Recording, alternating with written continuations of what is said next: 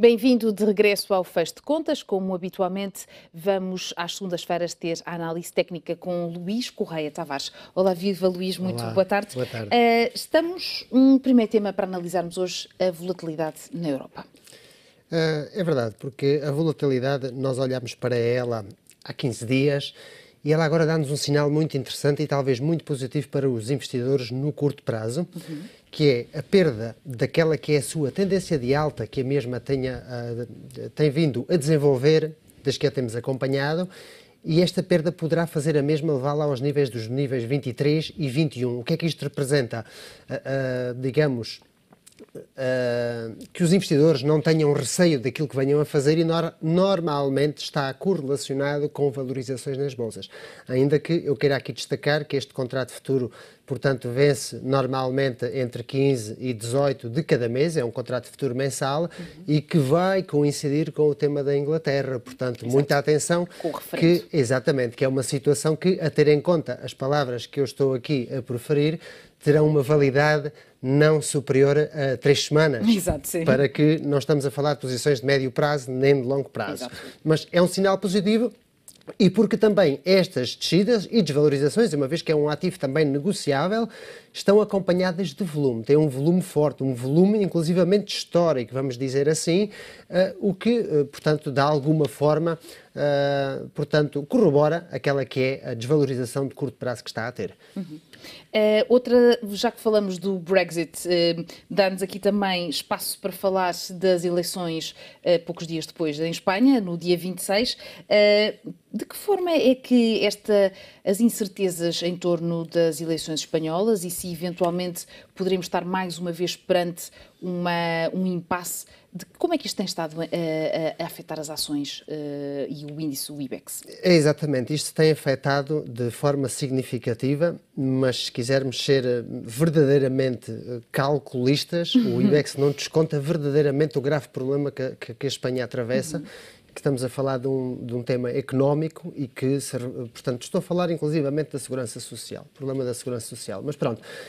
Tecnicamente o IBEX tem feito umas recuperações e tem-as encetado e eu acredito que o mesmo possa ainda continuar estas recuperações até ao nível dos 9.715 pontos e inclusivamente 10.000. Mais do que isso não acredito que o faça. Depois daí poderá vir a descer. Isto também porque estamos numa altura de pouco volume em que há pouco interesse por parte dos investidores e que eu acredito que estas recuperações são apenas de curto prazo. Hoje foi um sinal bastante positivo termos Londres, portanto, digamos assim, em feriado, assim como os Estados Unidos, o que demonstra que os investidores estão à espera, uma vez que a decisão por parte da Fed nos Estados Unidos, em termos de dados macroeconómicos, é uma questão mais de médio prazo. No que respeita ao curto prazo, os investidores de facto demonstraram estar à espera daquilo que se vai passar com a Inglaterra, porque o mercado praticamente hoje não se move, oscila entre 0,30 e 0,50 pronto, as principais praças europeias, e o volume que hoje está a ser negociado está-nos a dar um sinal do que é que os investidores querem, e isso é bastante positivo para podermos ver o que é que se poderá vir a passar nos próximos dias. Se há subidas acompanhadas de volume, já sabemos que por parte do FTSE 100, os investidores, digamos assim, que investem em Londres ou de Inglaterra, estão interessados na saída da Inglaterra. Portanto, é aquilo que querá dizer, porque é essa que é a ameaça que parte de lá, porque essa ameaça parte deles. Portanto, esse sinal é bastante positivo, porque juntando essa análise às intenções e ao movimento que desenvolve o gráfico, é isso que nos vai dizer. Portanto, agora vamos ver o que é que sucede, que isso é que eu já não sei. Exato, sim.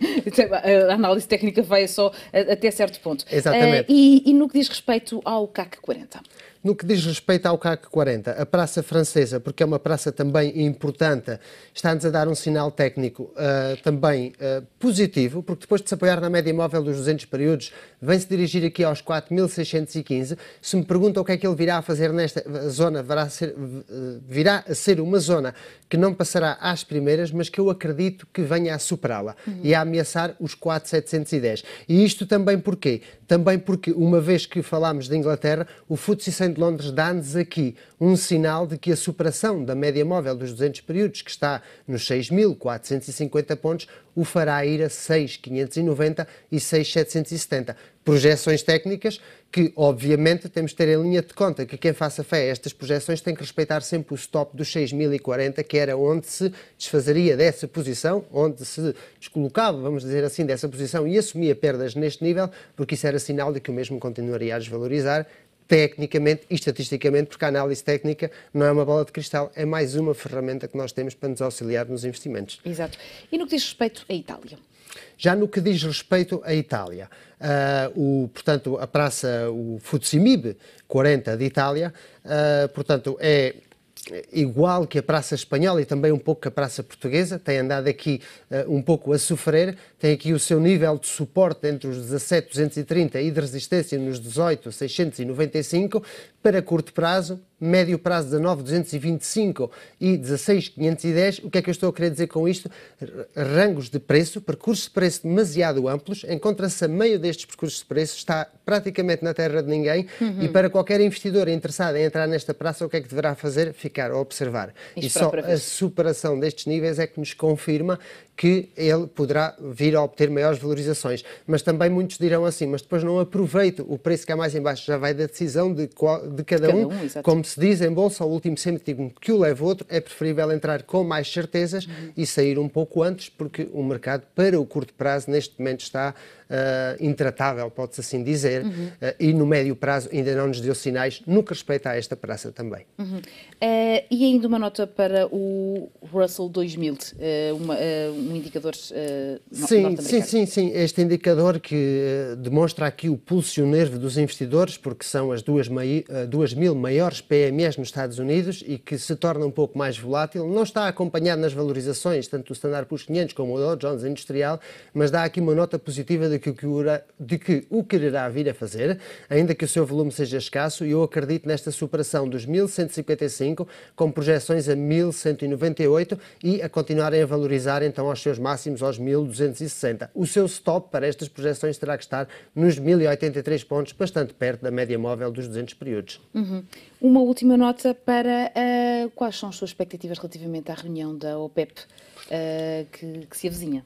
Pronto, as minhas expectativas, tecnicamente, ou seja, aquilo que nos diz o gráfico é que há volume de compras ou fechos de posições, neste caso é volume de compras, não é fecho de posições, porque estes contratos vencem de forma constante, portanto não é fecho de posições de baixa, é volume de compra. Este nível de 50,51 para o Brent é uma resistência bastante importante, que só a superação deste nível, que eu acredito, mas que poderá levar a 57,26, mas que nos diz o gráfico que perde-se esta tendência de recuperações para o Brent somente com a perda de 43,18. Já no que respeita ao crudo, está também junto de uma resistência bastante importante, os 50,20, com possíveis projeções a 60,40, que se o fizer é aí que vai parar temporalmente, e o nível 43,80 é o suporte que, se perdido, então o mesmo poderá lateralizar. Já não digo continuar a desvalorizar no médio e no longo prazo, mas entrar num percurso aborrecido lateral de preços.